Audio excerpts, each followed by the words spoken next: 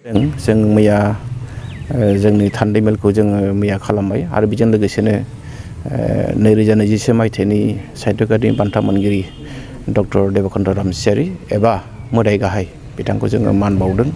जों बिथांखौ बरायदों। दा दिनै जोंहा नैथि साननि दिनैहाय मोननै हाबाफारि जोंहा दिनै जालांबाय। गिबियावनो बर' थुनलाइ आफादनि गोथार फिरफिला बिरहोनाय बेबो जालांबाय आरो एसे आगोलाव मुंख्लं बिबावनाय बेबो जालांबाय। दा बेनि उनावहाय जोंहा दायो नैथि थान्दै मेल दङ आरो बे नैथि थान्दै मेलनि गेजेरजों जोंनि उदालगुरि जिल्ला बर' थुनलाइ आफादनि जि गोजाम मावफुं आफाद बेखौ सिमफायनाय जागोन आरो गोदान मोनसे गोख्रों मावफुं आफाद जों दाफिननो थाखाय जोङो दिनै साखाफारा जादों। आरो बेनि उनावहायनो जोंहा मोनसे गेवलां सावरायमेल दङ आरो बियो गाहायै बर' बिजोंनि सायाव बर' बिजोंनि फरायसालिखौ लानानै बेखौ जों माबोरैहाय बर' बिजोंखौ लाखिनो हागोन, माबोरैहाय जोङो फरायसाफोरखौ बांहोनो हागोन, बिनि सायाव जों गोथौयै सावरायगोन।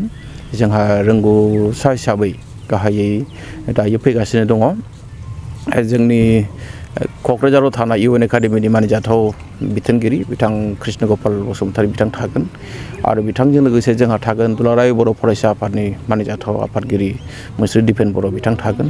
दा बिथांमोननि गेजेरजों जोङो रायजो राजानो मोनसे मेसेज होगोन बे जथुम्मानि गेजेरजों।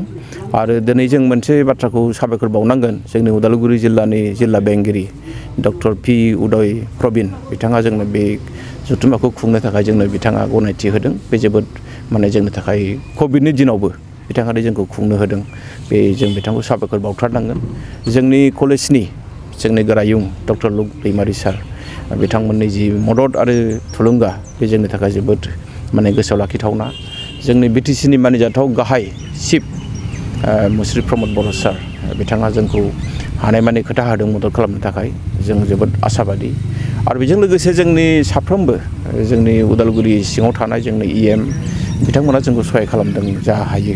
आरो बेजों लोगोसे जोंनि गुदि थुनलाइ आफादफ्रा जोङो दिनै रायखांथारनांगोन जोंनि उदालगुरि जिल्ला बर' थुनलाइ आफादनि सिङाव जोंहा गासै गं 25 गुदि थुनलाइ आफाद दङ।